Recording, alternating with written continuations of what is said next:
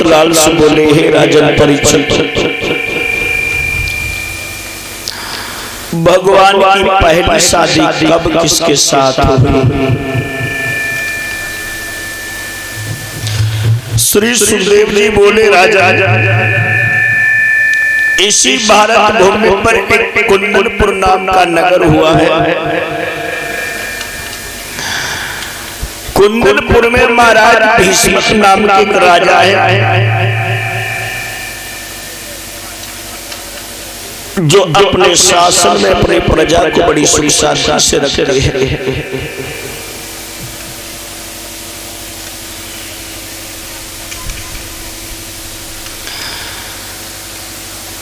महाराज भीष्म बड़े धर्मपरायण राजा हैं, धर्म का आकलन करने वाले, जिनके शासन में शेर बकरी घाट पर पानी पीने वाले,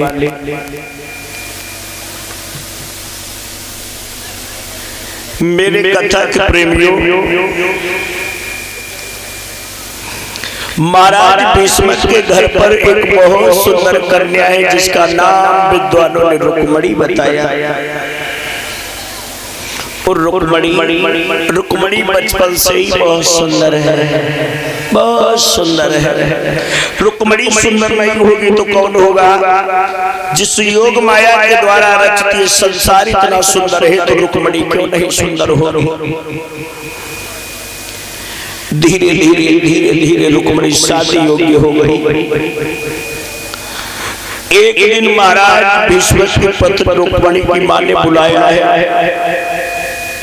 रुक्मणी की मां ने अपनी बांदी को बुलाया, बांदी बहन आप अपने शासन तक चली जाओ, हमारे महाराज को बुला के लाना। जैसे इतने शब्द कहे,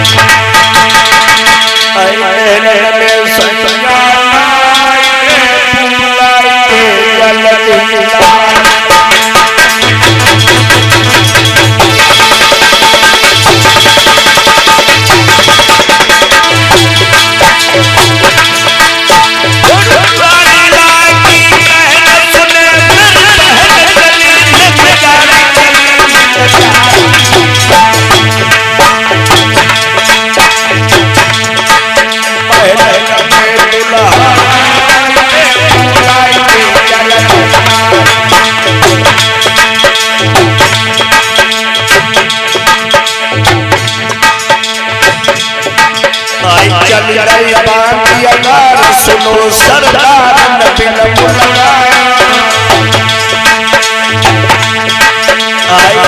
ने राजा को तो वचन सुनाया।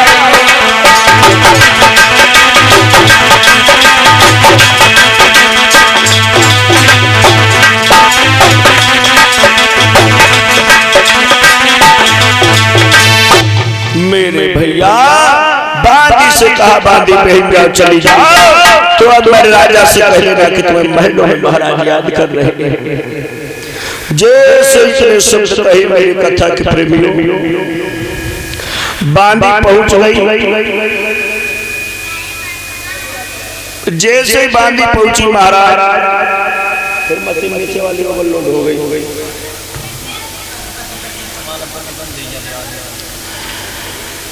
आपको महलों में महाराज याद कर रही है। महाराज भीष्म महलों में आए। जैसे महलों में आए तो भीष्म को देख करके प्राण प्यारे ने बहुत सम्मान दिया। एक पति के लिए पति परमेश्वर होता, भागवत कहते हैं। मैया ने अपने पति को बहुत सम्मान दिया। सम्मान देने के बाद बिठा लिया। महाराज भीष्म कहने लगे, कहिए प्राण प्यारे, तुमने मुझे क्यों याद किया? महाराज भीष्म की धर्मपत्नी कहने लगी, पिया हम तुमसे एक सलाह लेना चाहते हैं। क्या? कि मेरे पति प्राण प्यारे श्यामी ये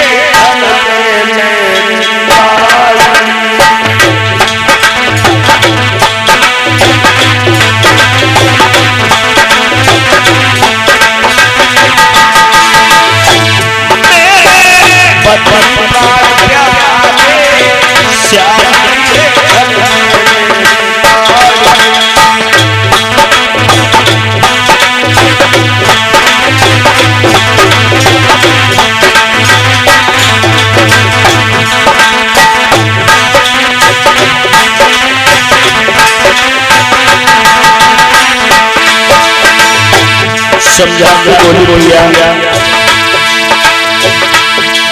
अरे शादी बिटिया भाई पटना में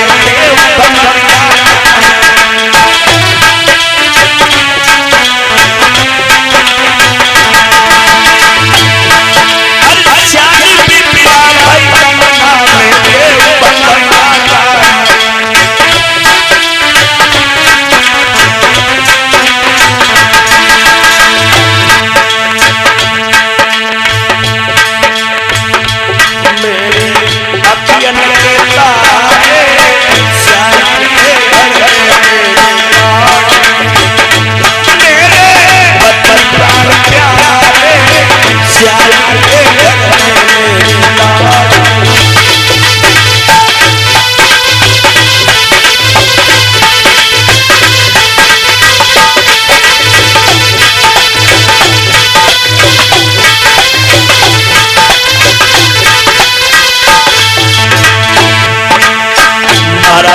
से समझा के बोली बोलिया अगर हमारी लड़की के योग्य कोई वर मिले तो आप हमारी लड़की के हाथ पीले कर दो।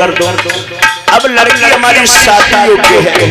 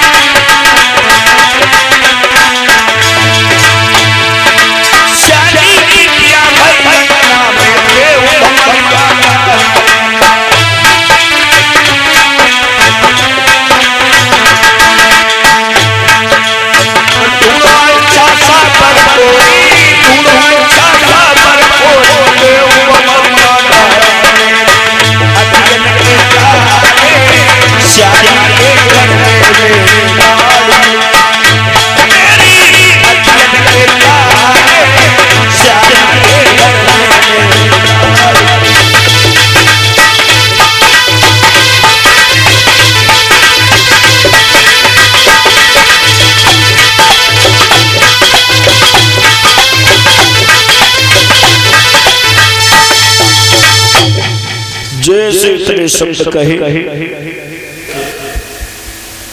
50 मुद्रा उदान राहुल यादव दरा से 101 मुद्रा उदान उमेश यादव उदरा से 51 मुद्रा उदान राजेश यादव उदरा से 51 मुद्रा उदान भैया लाल उदरा से 51 मुद्रा उदान रविंद्र यादव उदरा से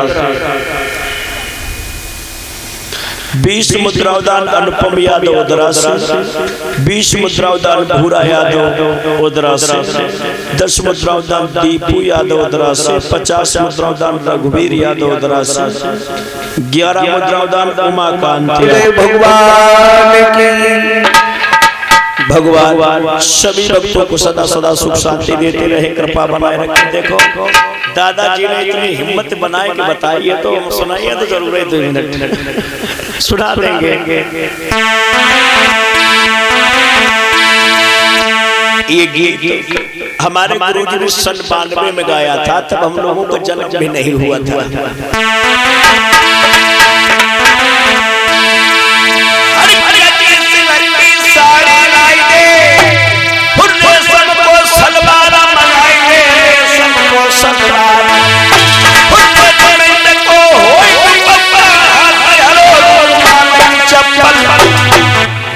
कितनी कितनी ऊंची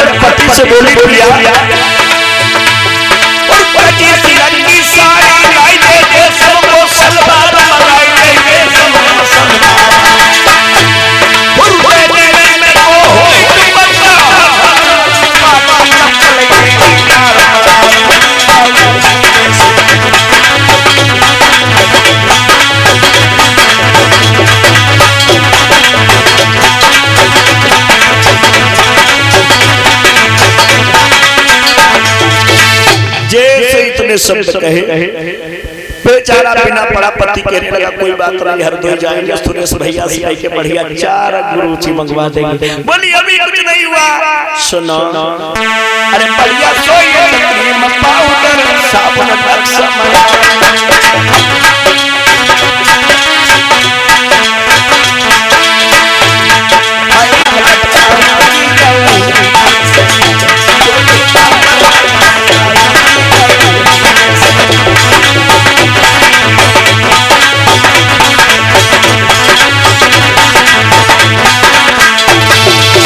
कोई बात नहीं, 10 रुपए के लग साबुन मिलिए, तेल ला देंगे, सब कुछ ला देंगे। बोली अभी कोई कुछ नहीं बापिया। और सुनो अरे बढ़िया सोई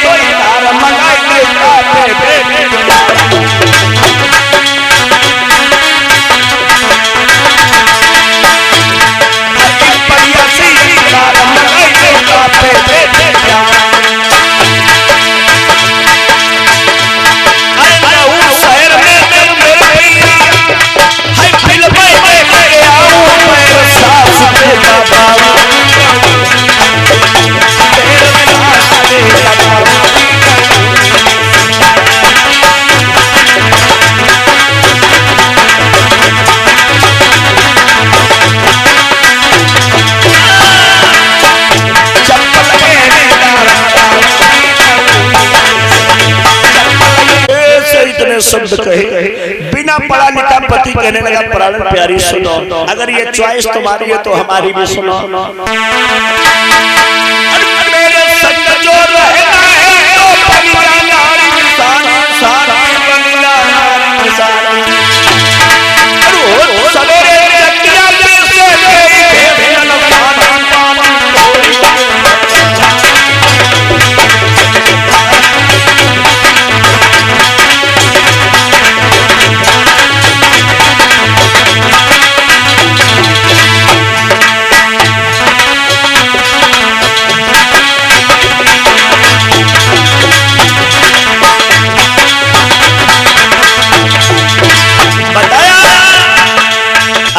हमारे साथ रहना है तो तुम्हें किसान बन के रहना पड़ेगा। सही बात है, जिसका जैसा पति हो उसे तो वैसे रहने पड़ेगा।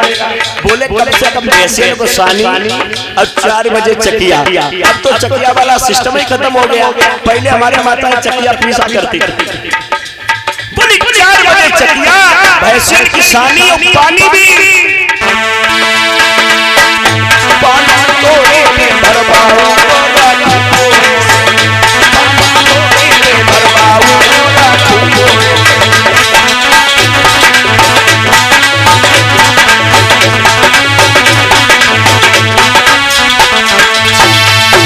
अब क्या कहा, अरे बनवाई तो पैसा पे बेटे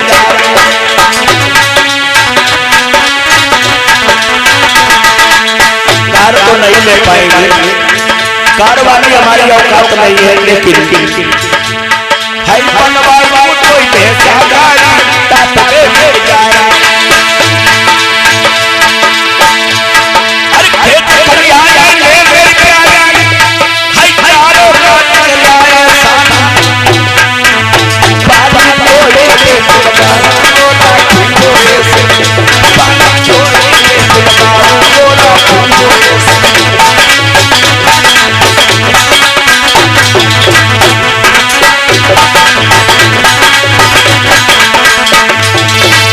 प्रेम सुमरन बाबा बिहारी लाल की।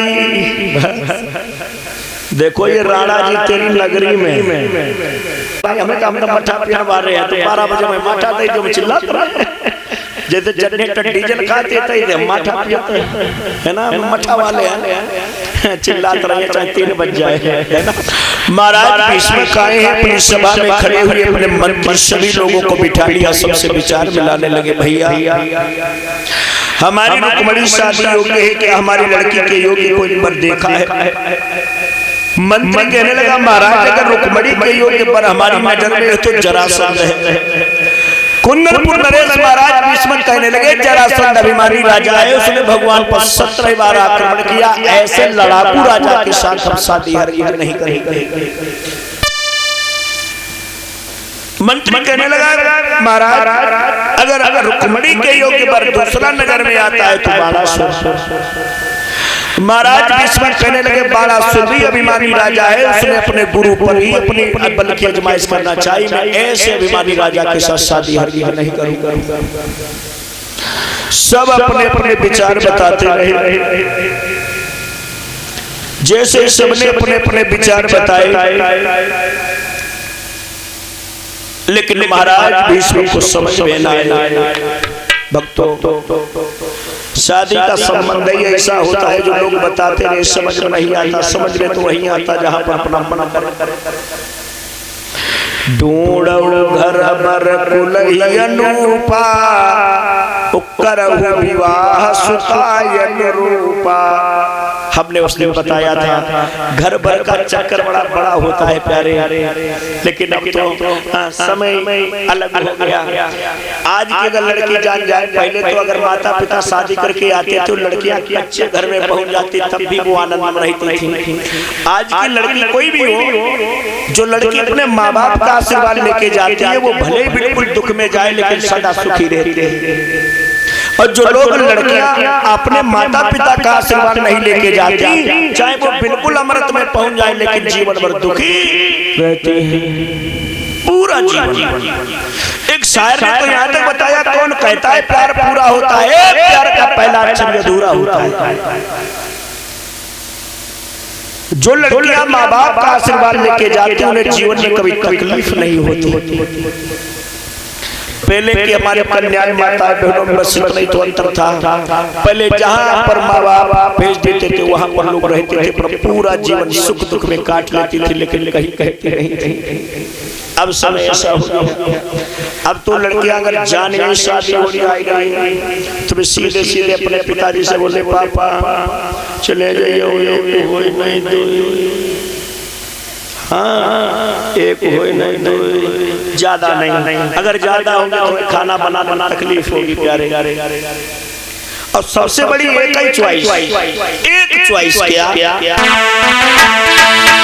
अरे मम्मी जी हमको हस्बैंड चाहिए, हस्बैंड चाहिए, मेरा हैंड पकड़ के डोलो स्टूडेंट, मेरा हैंड पकड़ के डोलो स्टूडेंट चाहिए।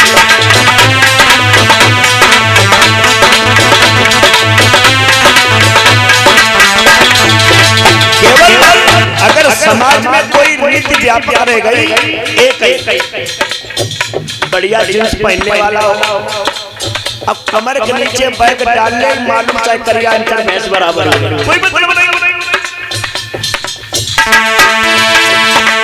मम्मी जी हमको हस्बैंड चाहिए, हस्बैंड चाहिए, मेरा हैंड पकड़ के डोले स्टूडेंट चाहिए, मेरा हैंड पकड़ के डोले स्टूडेंट चाहिए।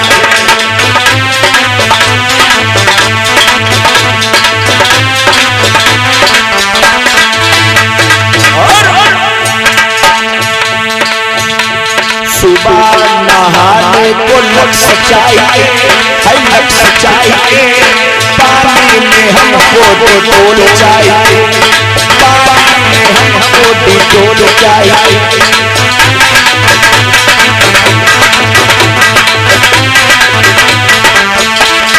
याद रखिए एक ही चॉइस, अच्छे से साबुन, अब पानी में भी डिटोल पड़ता है। हमने तो बहुत जानना है लेकिन जानने लगे, हमने तो हमेशा दूसरे की साबुन लगाई, हमने खरीदा है। लेकिन प्यारे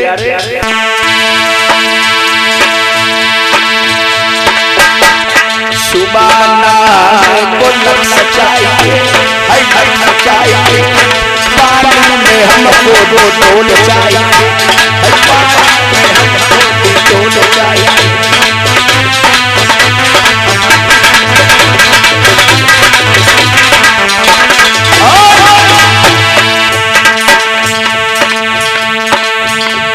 सुंदर से इत्र तो हमको चाहिए, हमको चाहिए, और डाबर के संग सदे संत चाहिए, डाबर के संग हमें संत चाहिए।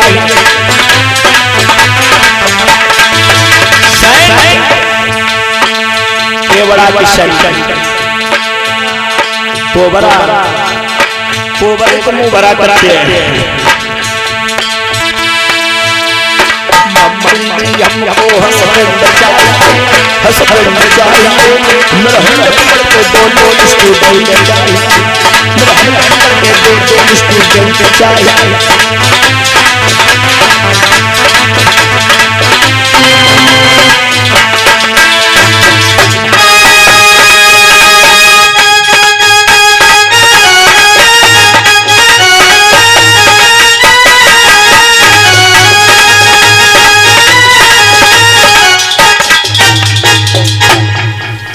आज कल ये चॉइस ले गई, लेकिन महाराज भीष्म ने कोई बात नहीं मानी।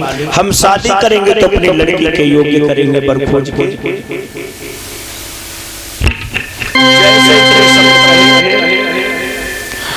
इतने शब्द कहने के बाद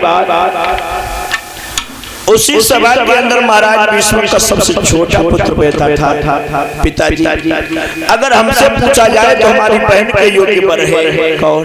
भगवान कन्हैया। जैसे हमका नाम सुना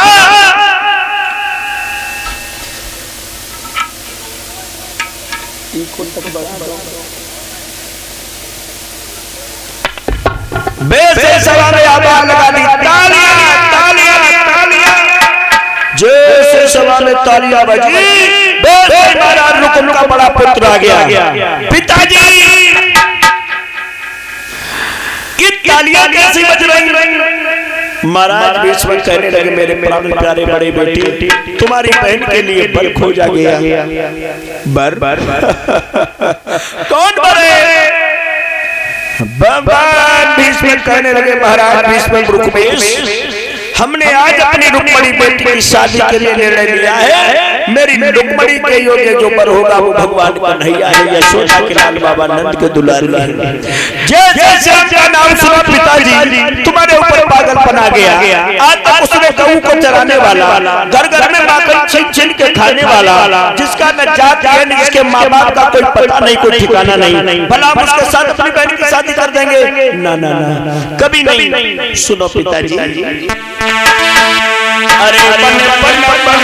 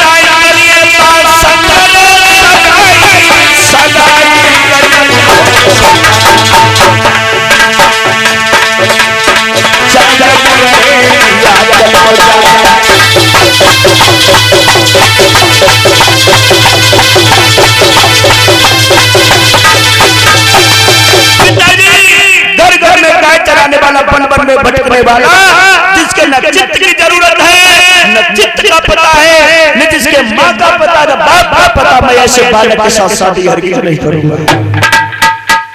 जैसे महाराज भीष्म ने इतने शब्द सुने, बालक कन्हैया तो कन्हैया है, जिनके शासन में शेर बकरी घाट पर पानी पीती है। अगर हम अपने बालक कन्हैया को यहाँ बुला लिया, कन्हैया अगर दूल्हा बन के आए तो हमारे सारे पाप दूर हो जाएंगे। रोम कहने लगा, पिताजी अगर कन्हैया दूल्हा बन के आया तो कुंडलपुर में खून के अंबारे उठेंगे। महाराज भीष्म कहने लगे बड़े बेटा रुको, अगर कन्हैया तुम्हारी नजर में बरखराब है तो तुम्हारी नजर में कोई दूल्हा हो तो आप बताओ। बोले है बहुत सुंदर है, अरे बहुत दिल वाला है, बहुत पैसे वाला है, कमी तो एक है रिश्ते में मेरा साला। कौन? चंदेली सम्राट शिशुपाल। महाराज तेरी बुद्धि खराब हो गई, जिसने अपनी बहन को तेरे साथ शादी करके छोड़ दिया, तू भी अपनी बहन के साथ उसके साथ कर देगा। रकब कहने लगा पिताजी, जिसने अपनी बहन को हमारे साथ विवाह कर दिया उसे तकलीफ नहीं हुई तो हमें कौन सी तकलीफ है? बहरे महाराज भीष्म कहने लगे तू पाप कर रहा है। भक्तों, जब मानव के ऊपर बुढ़ापा आ जाता है, शरीर काम नहीं करता तो बच्चे भी उनकी बातों को नहीं मानते। भैया ये जीवन बुढ़ापा ऐसा है, कुछ समय ऐसे समय शरीर के होते हैं जो लोग नहीं मानते हैं। इस मानव की असली उम्र केवल 40 साल की थी। कितनी? केवल 40 साल। जब तक मानव 40 साल की उम्र में रहता है तब तक से ज्यादा टेंशन नहीं होती। अब 40 साल के बाद 25 के बाद चाय माई हो जाती, जैसे 25 अब चाय माई के बाद भगवान जब तक मानव दो टांगों का है पैरों का तब तक स्वतंत्र। और जैसे 4 पैर हुए गए, 4 पैर किसके होते हैं? जानवर के। दिन भर चाहे जहाँ चरे लेकिन रात रात फूटा पर बिल्कुल आएगा, आएगा। 4 के बाद 6 हुए गए, 6 को मतलब कन्हैया लाएगा तो 6 पैर होते हैं मकड़ी के। मकड़ी का काम होता जाला बनाना। जैसे बच्चे पैदा हो जाते फिर आदमी टेंशन हो जाता है, क्या करें, क्या बना डालें, किससे हमारे बच्चे सुखी हो जाएं, क्या करें क्या न करें। कहीं यहाँ हो गए तो और हम मेहनत करते हैं। इसी प्रकार जब तक मानव की 40 वर्ष जीवन रहता है तब तक विदाउट टेंशन रहता है। 40 साल की उम्र में भगवान जिस समय उम्र बांट रहे थे उसी सभा में, मानव की सभा में कुत्ता भी बैठा था, गधा भी बैठा था और जो पक्षी होता है वो भी बैठा था। गधे से पूछा तुम्हारी 40 साल उम्र है तो 40 साल रहोगे? गधा ने हाथ जोड़ प्रभु हम कहाँ 40 साल मारे मारे भटकेंगे, लोग भट्टों पर हमसे ईंट ढोएंगे। आप हमारी 20 साल काटो, 20 साल हम जिंदा होंगे, हम मर जाएंगे, अच्छी मुक्ति मिल जाएगी। भगवान ने 20 साल गधे वाली काटी और मानव के जीवन में जोड़ दी। तब से मानव के 40 में 20 जुड़ गए, कितने हुए? 60। कुत्ता खड़ा कुत्ते से पूछा तुम्हारी उम्र 40 साल है तो क्या करोगे? कुत्ता भी जवाब देने लगा महाराज कहाँ 40 साल, किसके दरवाजे भटकेंगे, जिसके दरवाजे जाएंगे वो भी एक ही डंडा मारेगा। कुत्तों को देखा है, जिसके दरवाजे जाए है ना बोला है भगवान से जोड़े मालिक कहाँ मारे भटकेंगे, आप हमारे 20 साल जीवन को मानव में जोड़ दीजिए। अब कुत्ता वाले भी 20 जुड़ गए, कितनी हो गई?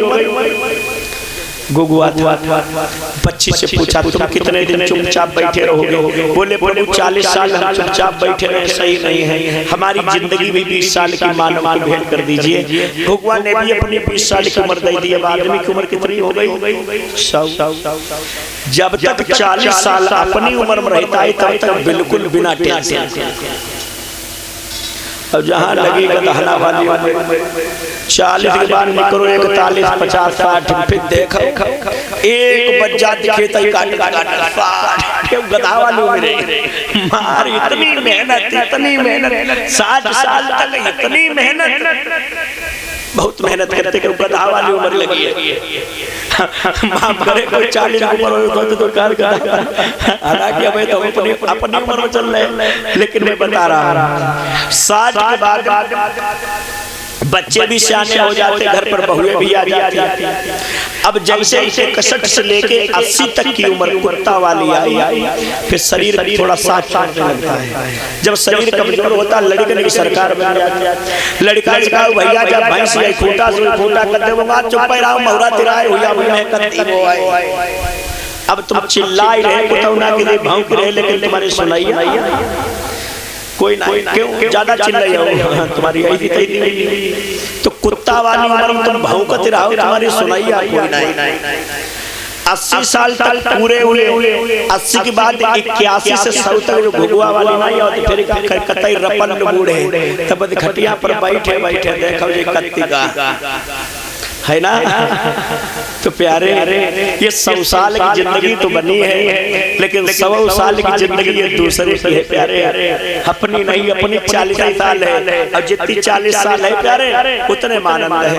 कलयुग में बताया जाता है जब कलयुग की 821 वर्ष रह जाएंगे तब मानव की केवल उम्र 10 वर्ष रह जाएगी। 10 वर्ष में पैदा होगा, 10 वर्ष में जवान होगा, 10 वर्ष में सब कुछ होगा, शादी होगी, बच्चे होंगे, माता पिता सब होगा, केवल 10 वर्षों में। मैंने बताया था एक सुन्न घटने वाली है, कब घटेगी?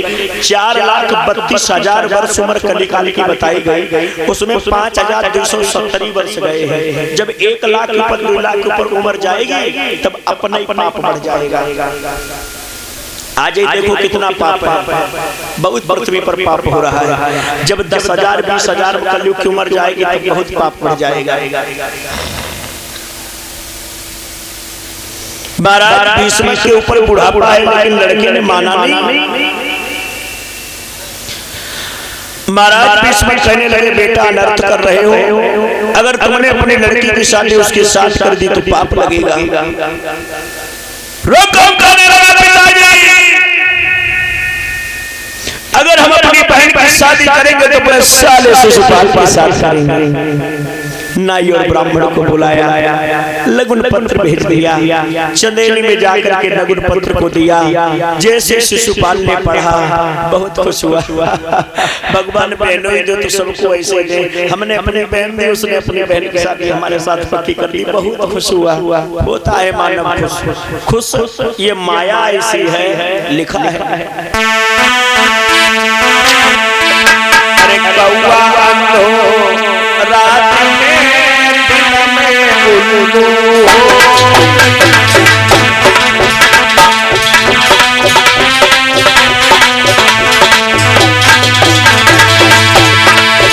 अरे कौआ अंधो रात में दिन में उल्लू, अरे कामी अंधो रात दिन में भूख सब हो।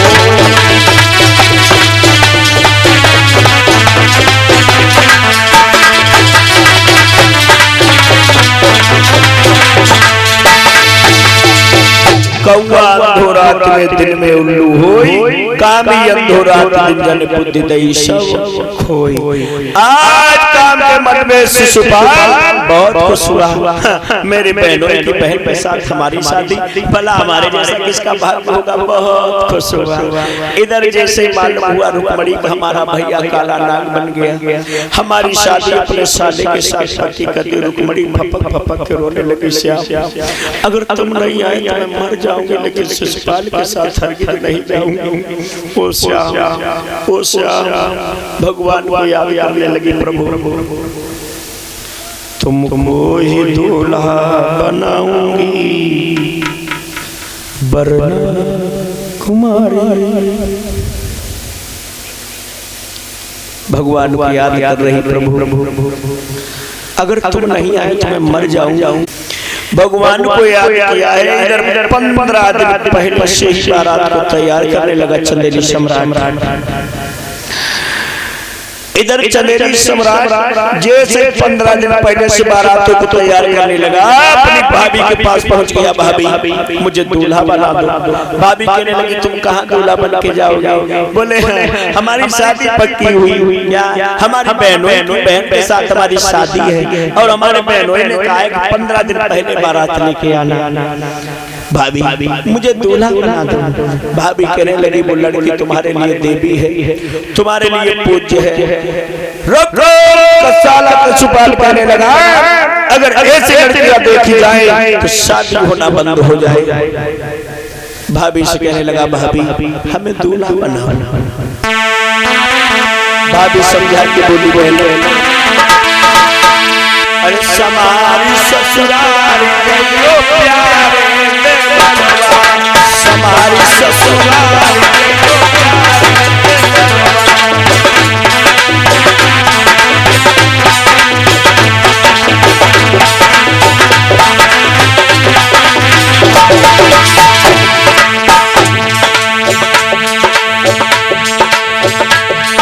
भाभी ने समझाया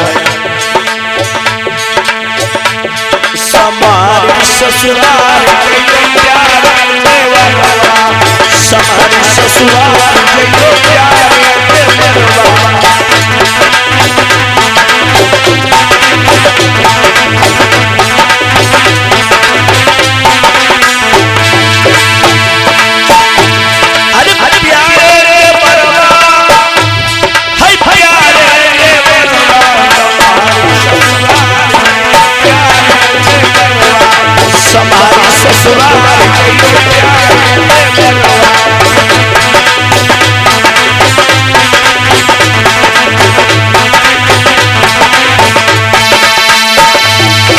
भाभी ने मना किया लेकिन नहीं माना।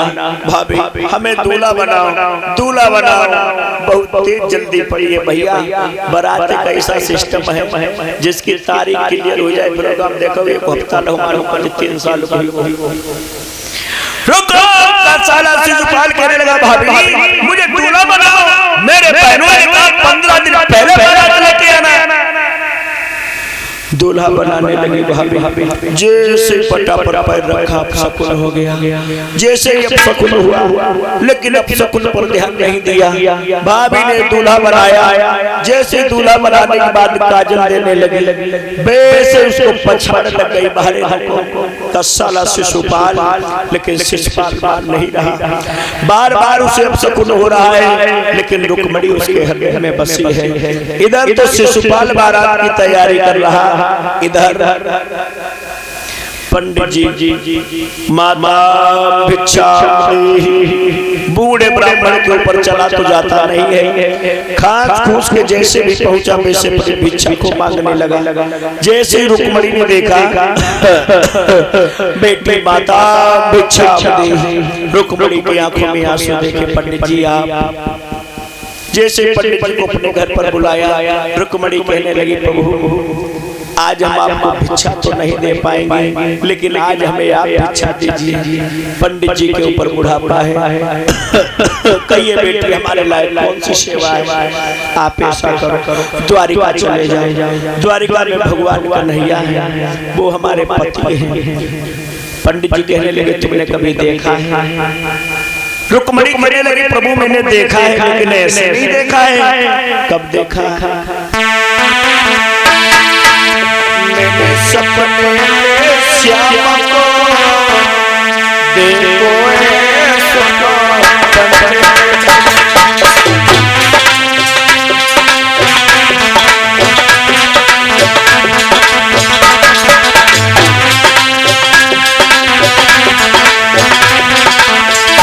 मैंने सपने में देखा, एक दिन भगवान कन्हैया सपने में आए और एक आवाज लगा गई क्या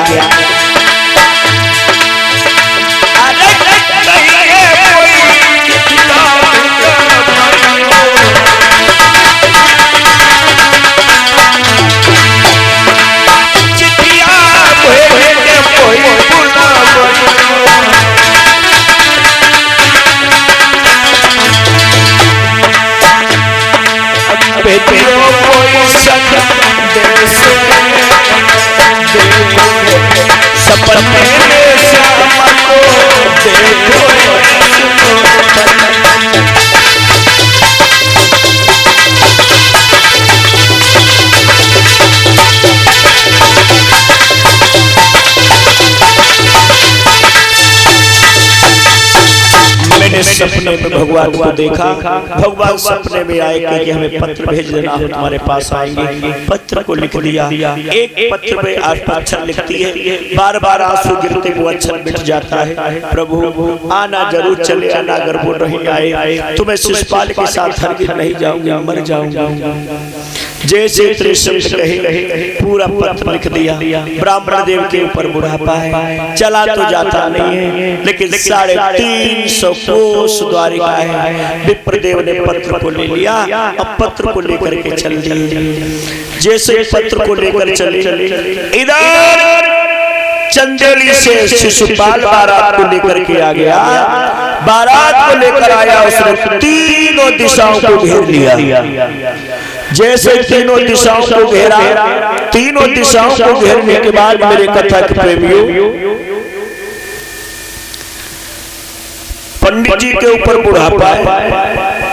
अब बारात तो आ गई, लेकिन लोग अपने मन ही मन सोच रहे पता नहीं पंडित जी पहुंचे कि नहीं पहुंचे, जाने रास्ते में ही रह गए, जाने हमारा पत्र पहुंचा नहीं पहुंचा। जैसे इतने शब्द कहे मेरे भक्तों, आज पंडित के ऊपर बुढ़ापा है, क्या देखा है, पैरों से चला तो नहीं जाता है। एक बहुत सुंदर बगीचे में पहुंच गए, और जब बगीचे में पहुंचे मन ही मन एक बात सोचने लगे, क्या तो पारी बिलमाई ले हो जय मैया तो पारी बिलमाई ले हो।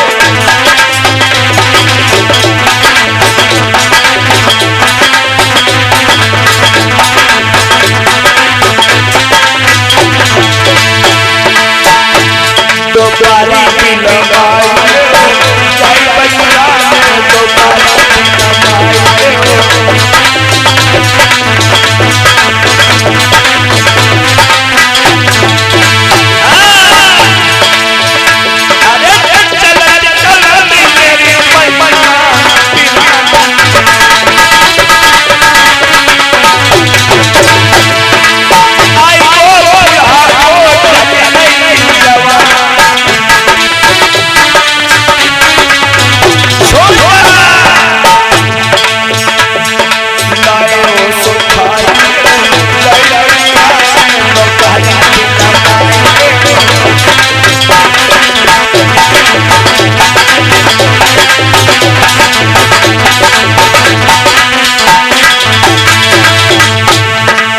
देखा है अरे सुंदर तेरे प्रचकी छाया,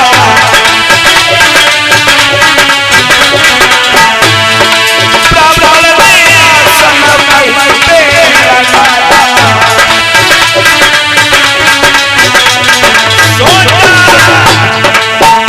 कछुहर गुण गाई जय जय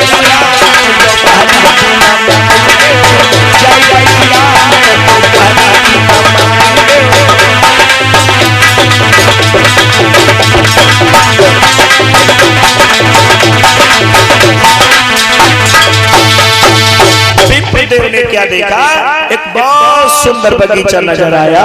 बगीचे में जाकर के विप्रदेव ने आसन ले लिया।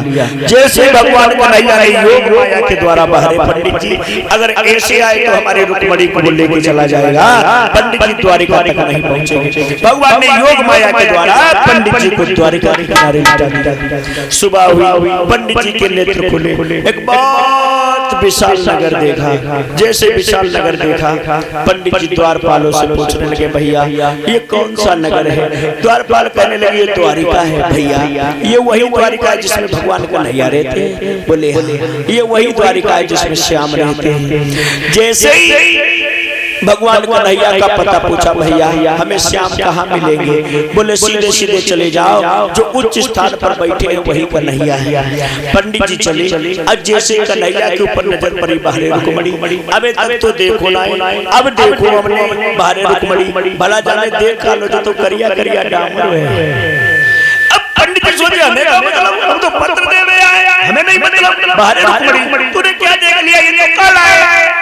अब मनी मन में विचार किया, भगवान कन्हैया ने कह दिया, कहो पंडित जी कहां से आना हुआ? तो ब्राह्मण बोले, दयाल दे कुंडलपुर से आया।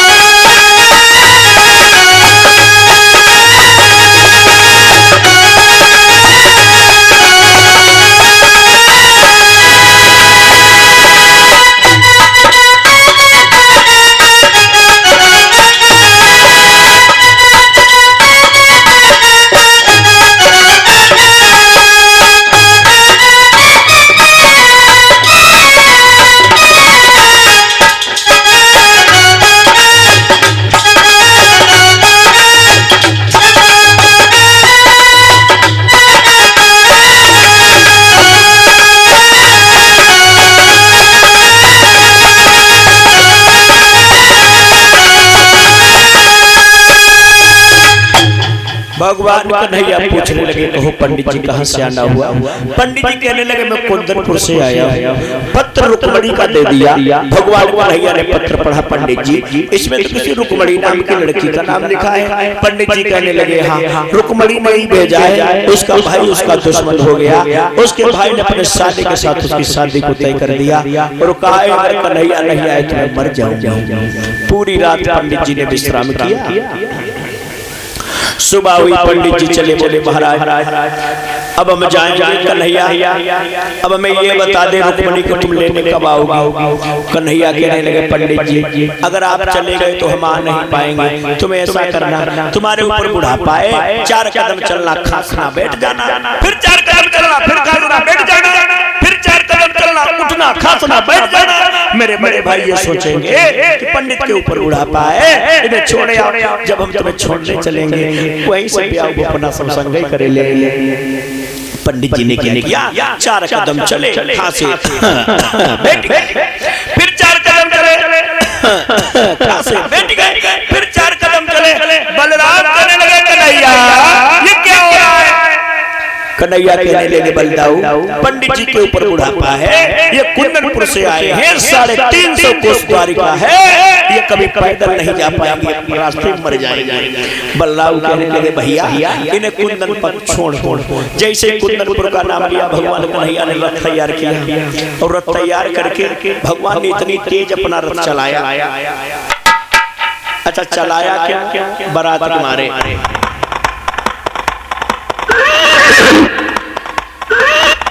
इतनी तेज कन्हैया का रथ भागता जा रहा है, इतनी तेज रथ भागा, पल में पहुंच गया कुंदनपुर। क्षण में कुंदनपुर पहुंचा है।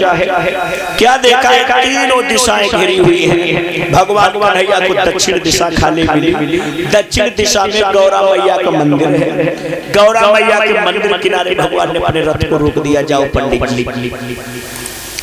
जाकर के रुक्मणी से कह देना किसी मंदिर के सामने आए, हम उनको यहीं से लेके जाएंगे। पंडित जी गए, रुक्मणी को देखा, जैसे खासा पर रुक्मणी देखा, पंडित जी को अंदर कर लिया। कहो कन्हैया मिले। पंडित जी कहने मिले देख करके मेरी आत्मा खुश हो गई। भला तुम्हें रुक्मणी पागल हो गई, तुमने क्या देख लिया?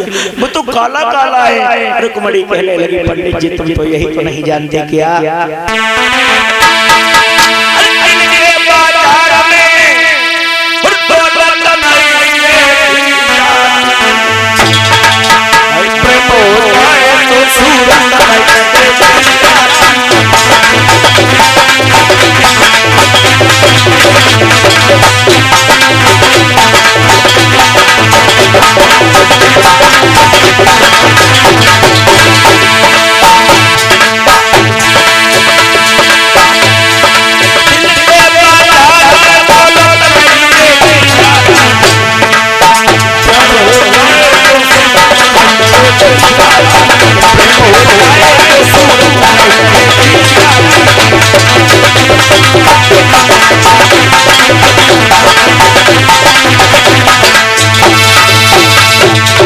मेरे कन्हैया काले तो जरूर हैं, लेकिन बहुत दिल के उजाले हैं। कहो पंडित जी श्याम क्या कह रहे हैं? उन्होंने कहा है कि जाओ मंदिर के सामने चले जाना, वहीं तुम्हें लेके चले जाएंगे। इधर रुक्मणी रोने लगी अपनी मैया के गले में मिलके, माँ आज मेरी आत्मा कहती है कि हम तुम्हें दिल के मिलकर रो ले। जैसे ही रोने का नाम लिया, रुको तुम कहाँ जा रहे हो? रुक्मणी कहने लगी, भैया पूजा के लिए जा रहे हैं। रुको कहने लगा, तुम्हारी भौरी होगी, परसों तुम्हारी विदाई हो जाएगी, 12 दरवाजे पर है, तुम कहाँ जा रही हो?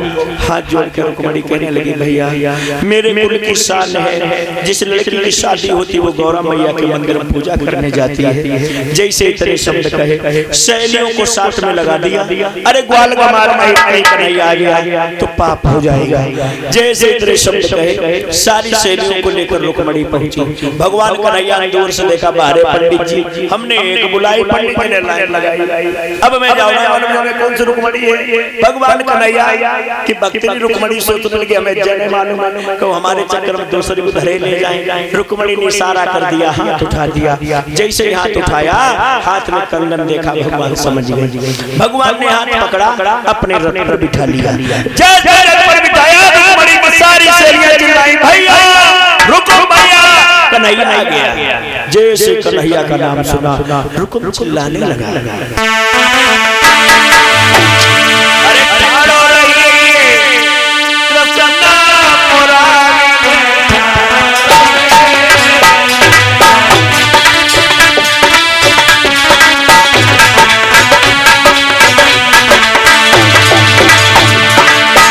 ठाड़ो रहिए कृष्ण मुरारी।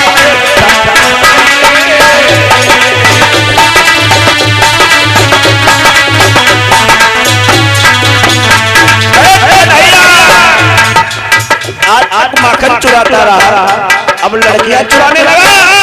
अगर इतना बड़ा बलवान है तो तुझे रथ को रोकना पड़ेगा। मेरे साथ हाथापाई हुई और सुन सुन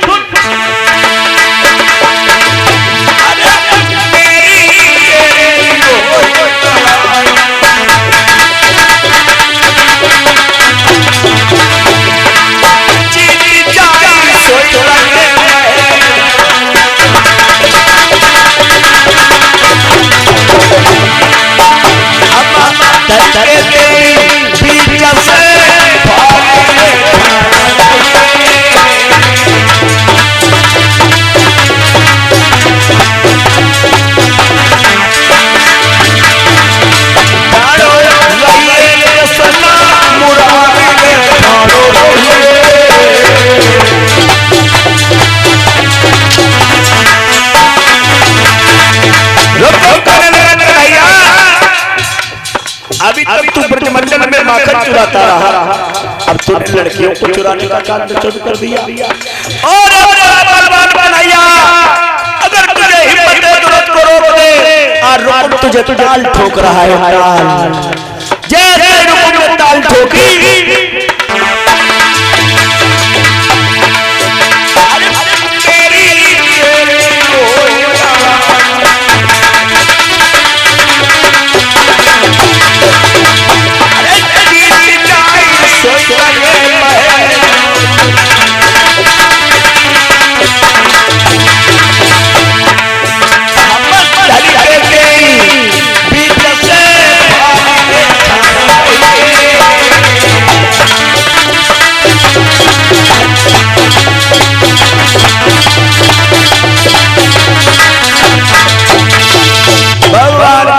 अपने रथ को रोक दिया।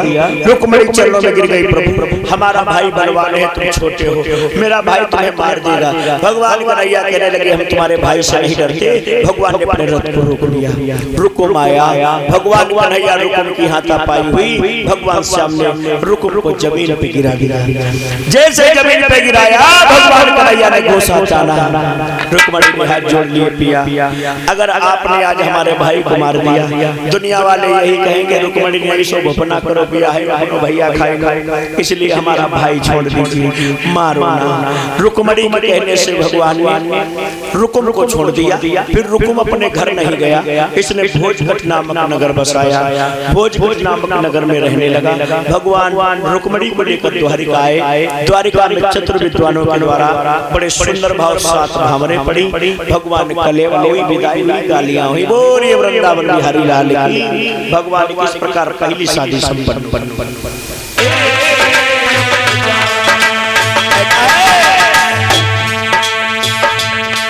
राधा जी तेरे महलों में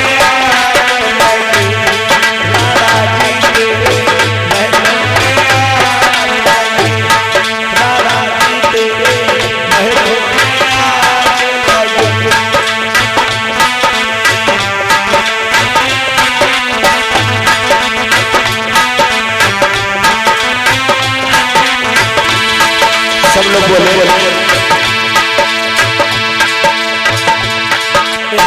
घास फूस गई कुटिया बनाई।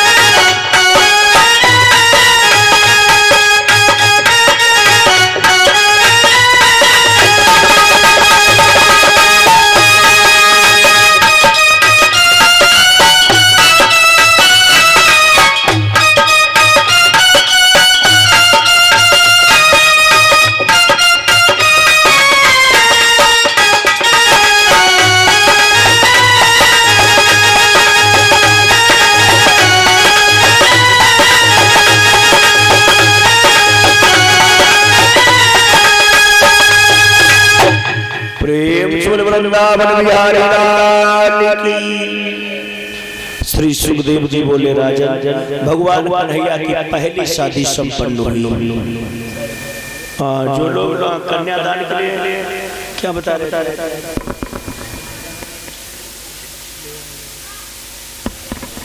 भगवान की पहली शादी हुई।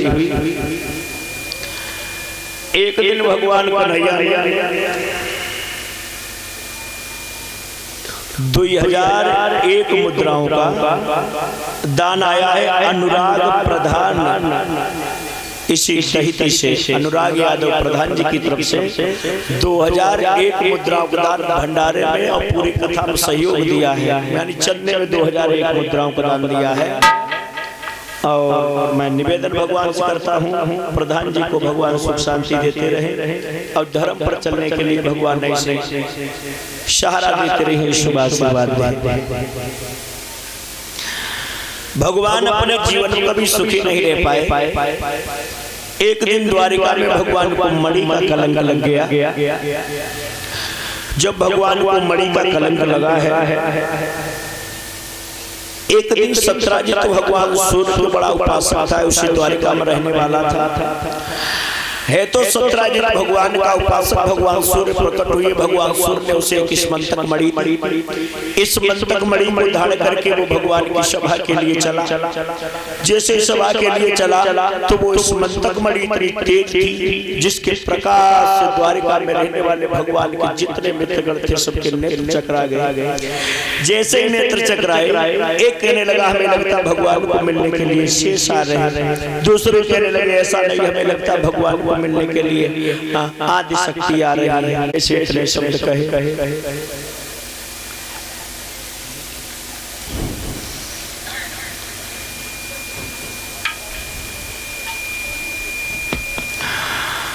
इतने शब्द कहने के बाद भगवान के पास में सबके विचार अलग देखे तो सत्राजित वहां से चल दिया। अपने छोटे भाई प्रसेन के गले में उस मणि को डाल दिया। प्रसेन से कहा भैया जब हम भगवान की सभा में गए तो सब यादवों की नीयत लिख गई इस मणि के चक्कर में। मणि को गले में डाला। गले में डालने के बाद प्रसेन ने अपने गले में डाल करके अश्व पर सवार होकर विपिन में पहुंचे। विपिन में शेर ने प्रहार कर दिया। शेर ने जब प्रहार किया तो प्रसेन का वध कर दिया। उस मणि को लेकर के शेर आगे चल दिया। शेर जामवंत की गुफा के करीब से निकला। जामवंत ने शेर पर प्रहार कर दिया, शेर को भी मार दिया और उस मणि को ले जाकर के जामवंत ने अपनी पुत्री के पालना में डाल दिया। शाम हो गई, जब प्रसेन नहीं पहुंचे तो प्रसेन की धर्मपत्नी कहने लगी पिया हमारे देवर का ऐसा मारने वाला कौन आया जो हमारे देवर की लाश पता नहीं लगा। सत्राजित कहने लगे प्राण प्यारी का छिपा तो नहीं रहता है, मतलब तुम्हें मालूम है हमारे देवर को किसने मारा। हाँ बड़े आगे की बात है, प्राण प्यारी न कहे बने चिल्लाए बने। क्या हाँ मेरे भाई को हमारे बड़े जो यहाँ के राजा है द्वारिका के कन्हैया ने मेरे भाई को मणि के लालच में मरवा दिया, लेकिन प्राण प्यारी किसी से कहना नहीं। सत्राजित की पत्नी बहरे नारी पूरी रात से लेटी रही। सुबह जल्दी भागी, नल पर पहुंच गई। कुआं पर जाकर के उसने अपनी पड़ोसनी को बताया बहन कहीं बताना नहीं, मेरे देवर को भगवान कन्हैया ने मणि के लालच में मरवा दिया। उसने अपने पड़ोसनी को बताया। उसने अपने पड़ोसनी को बताया। पूरा सुबह से लेकर शाम तक पूरी द्वारिका में हो गई। भगवान कन्हैया ने मणि के लालच में प्रसेन को मरवा दिया। जैसे शाम को गड़ गई, भगवान को मालूम हुआ हमें मणि का कलंक लग गया। भगवान आए, अपने गणों को लेकर के क्या देखा है, एक प्रसेन के वस्त्र दिखाई दिए। जब प्रसेन के वस्त्र पड़े दिखाई दिए तो आगे आगे शेर के पद चिन्ह मिले। शेर के पद चिन्ह पर भगवान चले। आगे देखा शेर भी मरा पड़ा है। आगे गुफा मिली। जब गुफा मिली तो गुफा के सामने क्या देखा, बहुत विशाल गुफा है। भगवान सभी गणों से कहने लगे भैया अगर हम 28 दिन के अंदर बाहर आ जाएं तो आप समझना कन्हैया जीवित है। अगर 28 दिन के ऊपर लग जाए तो आप हमारे मैया बबुला को बता देना कन्हैया नहीं रहे। भगवान कन्हैया ने क्या किया, गुफा के अंदर प्रवेश कर दिया। और जैसे ही गुफा के अंदर प्रवेश किया तो क्या देखा,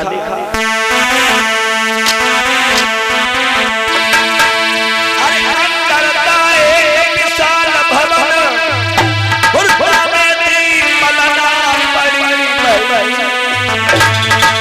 और बलना के ही पलना में सुंदर मणि को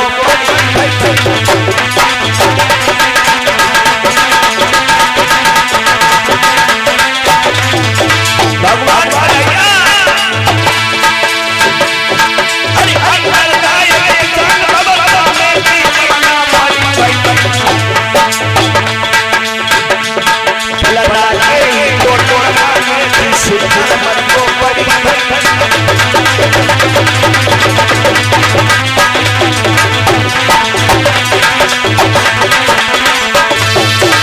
भगवान कन्हैया ने देखा एक बहुत विशाल गुफा है जिसमें एक बाल नाम में लड़की खेल रही, उसी में मणि पड़ी है। भगवान कन्हैया को जैसे जामवंत ने देखा, भगवान कन्हैया जामवंत की हाथापाई होने लगी। जैसे हाथापाई हुई भगवान कन्हैया ने 27 दिन लड़ाई होती रही। भगवान ने 27वें दिन घुसा मारा। जामवंत भगवान के शरणों में गिर गया। प्रभु अपने आप को पहचान नहीं पाया। भगवान कहने लगे ठीक है जामवंत हमारी मणि मत दीजिए। जामवंत कहने लगा प्रभु मणि ले जाओ, मणि वाली ले जाओ, मतलब हाँ हमारी लड़की शादी हो गई है, आप अपने साथ शादी कर लो। श्री सुखदेव जी बोले राजा। फिर जामवंत ने अपनी पुत्री जामवंती की शादी कर दी और शादी करने के बाद में उस मणि को भी दे दिया। अब भगवान कन्हैया की 2 शादियां हो गई। भगवान कन्हैया ने मणि को सत्यराज को वापस दे दिया। अब तो सत्यराज शर्मों से घर के बाहर ना निकले। सत्यराज की पत्नी कहने लगी प्रिया इस कलंक को ही मिटा दो, हमारी लड़की शादी हो गई, भगवान के साथ शादी कर दी, अब मणि को कन्यादान में दे दो। शादी तय कर दी। सत्यराज की पत्नी ने इतने विचार कहे। उन्हीं की पुत्री का नाम सत्यभामा है। भगवान के साथ में सत्यभामा की शादी कर दी, मणि को दान में दे दिया। इस प्रकार भगवान की कितनी शादियां हो गई? 3। एक इसी भारत भूमि पर बिंदु और अनबिंदु नाम के राजा हुए। उन्हीं की लड़की का नाम मित्रबिंदा है। मित्रबिंदा को भगवान ने स्वयंवर में जीता। मित्रबिंदा के साथ भगवान ने चाय माय करी। अब कितनी शादी हो गई? 4। एक दिन भगवान कन्हैया ने क्या देखा? अर्जुन के साथ जा रहे हैं कालिंदी नदी के किनारे। सूर्य की पुत्री कालिंदी युवा अवस्था में बैठी है और आवाज लगा रही। भगवान ने पूछ दिया कौन?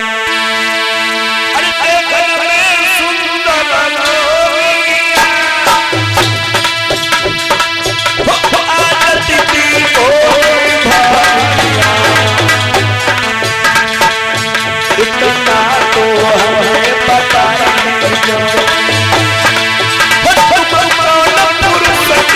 नारी हो, इतना तो हमें पता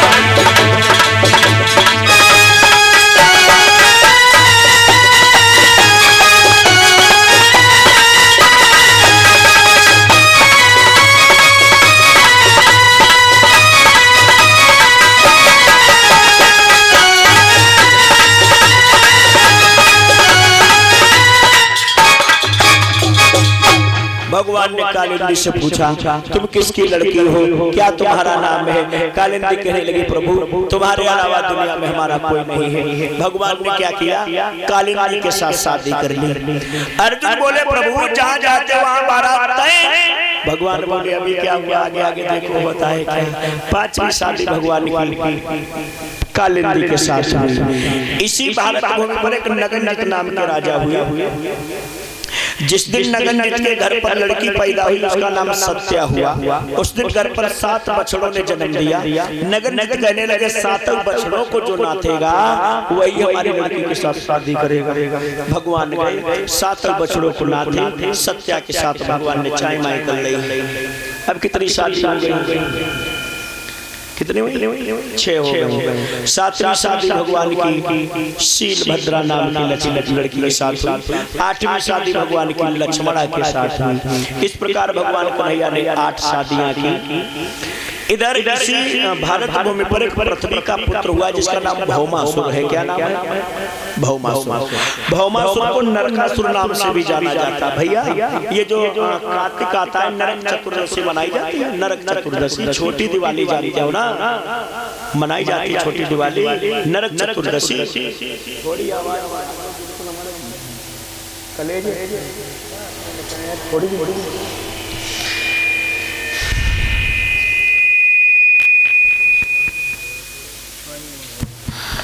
नरक चतुर्दशी आप लोग जानते हैं। तो नरकासुर भी नाम हुआ है पृथ्वी के पुत्र का। उसने संकल्प लिया जब तक 20,000 लड़कियां नहीं हो जाएंगी तब तक हम शादी नहीं करेंगे। जहां भी जाता है सुंदर लड़की देखता है, उसे पकड़ लाता है, गुफा में बंद कर देता है। फिर जाता है जहां सुंदर लड़की मिलती है, पकड़ के लाता है, गुफा में बंद कर देता है। धीरे धीरे उसने 16,100 लड़कियों को गुफा में बंद कर दिया। अब 16,100 लड़कियों ने भगवान को बुलाया, प्रभु अगर आप नहीं आए तो ये हमें नरकासुर मार देगा। भगवान की करुण भरी आवाज, सभी गोपियों की करुण भरी आवाज को भगवान ने सुना। भगवान गए, नरकासुर का भगवान ने वध किया। कब?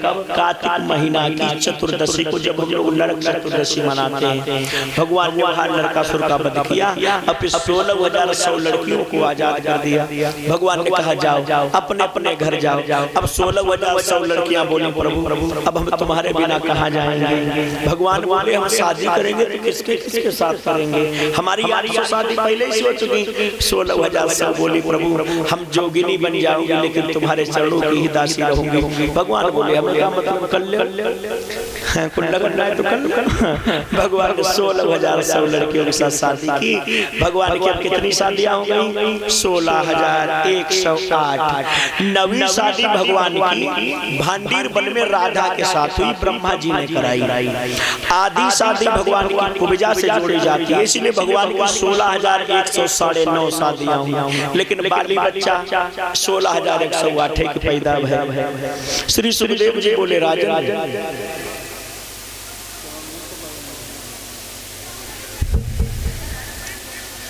श्री सुखदेव जी बोले, राजा 16,108 लड़कियों से जो पुत्र पैदा हुए, सबके 10-10 लड़का है। अब एक लड़की पैदा भैया, जैसे ना हमारे 11 बच्चा भगवान ने पैदा करे। एक और करते थे तो दर्जन हो जाते। 11 बच्चा भगवान ने पैदा करे। 1,61,080 लड़का भगवान ने कितने 1,61,080 तो भाई लड़का, 16,108 भाई लड़कियां, सब 1,77,188 बच्चा पैदा भय। कितने भगवान? 1,77,188 बच्चा और 16,108 नारियां। ये कहाँ पत्ते हुए हैं? दूध चंचल है तब तो चरपैया मुश्किल हो जाता। अब हमें लगा ठंड जब आओ तो प्यारा ही भर जाती है, डरे रात में चुनवा आई। आज के नरों से एक नारी नाई समारी जाती, उते श्याम सुंदर के 16,108 नारी है। लक्षण अवतारी के याही ते प्रकट होत, एते श्याम सुंदर बाल ब्रह्म। भैया 16,108 नारी रखने वाला योगी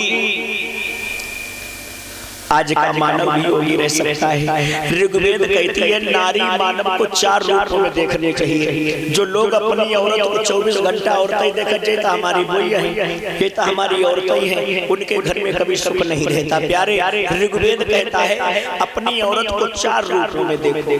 जो लोग 4 रूपों में देखते उनकी कभी लड़ाई नहीं होती। लड़ाई किनकी ज्यादा होती? जहाँ कहो गए हाँ ठीक बताए दो वैसे कर ली, मतलब बिना उनकी राय बेचारे को खड़े हुए तो बता सा लो नहीं खाते पानी वाले हम पानी वाले बता चा खाए चक्कर को धरते हुए कर रहे हैं। हम लोग देखते रहते हैं। ऐसा न कब हम शांति जीवन में नहीं मिलती भैया, ऐसा शांति जीवन में नहीं मिलती। हमें मालूम है देश की रवैया बड़ी खराब हुई। क्या हुआ? इस नारी को अगर देखो तो 4 रूपों में देखो। अपनी नारी ऋग्वेद कहता है अपनी नारी को ऋग्वेद में 4 रूपों में विभाजित किया। कब? जब नारी 4 बजे ब्रह्म मुहूर्त उठती है, हर पत्नी को अपने पति से पहले उठना चाहिए। अगर पति ने मतलब खुला हुआ सर देख लिया फिर अशुभ माना जाता है, ऋग्वेद कहता है। इसलिए पहले उठो अब अपना सर ढके रहो। मेरे भैया 4 बजे उठने वाली नारी को उस समय फिर हमें औरत के रूप में नहीं बल्कि उसे लक्ष्मी के रूप में देखो। क्योंकि 4 बजे उठी, 4 बजे उठी, झाड़ू पोछा हुआ, उसके बाद पूरे घर को साफ सफाई हुई, 6 बजे तक बिल्कुल ओके हो गई, आराम से नहाया धोया, धूप बत्ती लगाई, घी का दीपक जलाया। उस समय क्या औरत है? नहीं, लक्ष्मी है। लक्ष्मी की तरह देखो। उसके बाद जब 10 बज जाए, भोजन कराए नारी, भोजन कराने के बाद उसी औरत को माँ के रूप में देखो। क्योंकि इतने प्रेम से ही माँ खिलाती है, पत्नी ही तो है, पूरे जीवन पति को भोजन कराती है। ये तो चाय नहीं बनाई पाओ, भूखे जूझ है ना भैया। जब अपना को चाय बनाई बोना है मालूम, तो क्या है, तो पत्नी ही तो पूरा जीवन भोजन कराती है। उस समय उसका भाव बदल देना चाहिए। जब 2 बजे से शाम के 5 बजे का समय हो, यानी 11-12 से ऊपर का समय तब गृहिणी में आता है। नारी के लिए तो कुछ समय ऋग्वेद में दिया है। और जो लोग 24 घंटा औरत मंदिर कोई 2 घंटा जब गए तब बजाई दो टन टन टन टन। प्यारे, ऐसे लोगों को कभी जीवन में शांति। भगवान 16,108 नारियां रखने वाले बाल ब्रह्मचारी कहलाए। भगवान बड़ा सुंदर भाव से परिवार बढ़ा, और परिवार बढ़ने के बाद भगवान ने सुंदर सुंदर भाव से भगवान के चरित्र हुए। बोले वृंदावन बिहारी लाल की।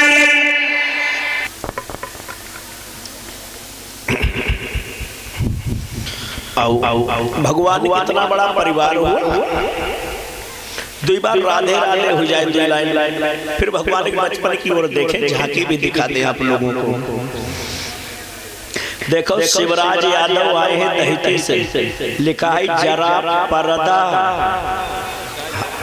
हटाई दे, काली कोई जो तो हिंदी पढ़ी नहीं जानते, कच्चा 3 बार फेल भाई कर रहा, पर्दा हटाई दे। कहाँ से आए? शिवराज, नाम तो बड़ा बढ़िया है, शिवराज। पर भजन बुलवाए देते हैं। आओ आओ मर्यादित जो भी सुनना है वो सुना देंगे। खैर हम ये सब नहीं गा सकते हैं गद्दी पर, और निरे गाने वाले हैं, अगली बार कोई आएगा वाले ना, तब तक ले उधार है, हम नहीं गा सकते। मर्यादित कोई भी हो गा देंगे। और मैं फिर भी वैसे भी फरमाइशों को कथा में पूरा नहीं करता हूँ, लेकिन फिर भी आज लास्ट दिन है, कोई बात नहीं, हो जाता है। लेकिन भजन कोई रिलेटेड है, सौरंगा है, आलापी कोई गलत चीज नहीं हम गा सकते हैं। बाकी पर्दा अर्दा हटाओ, जिनने हटवाई दो हटाओ, जिनने हटाई दो तुम हटवाई हो, तुम्हारी देह तो डारी नहीं बीजेपी सरकार है। 5 साल तो बेली नहीं उठेगी।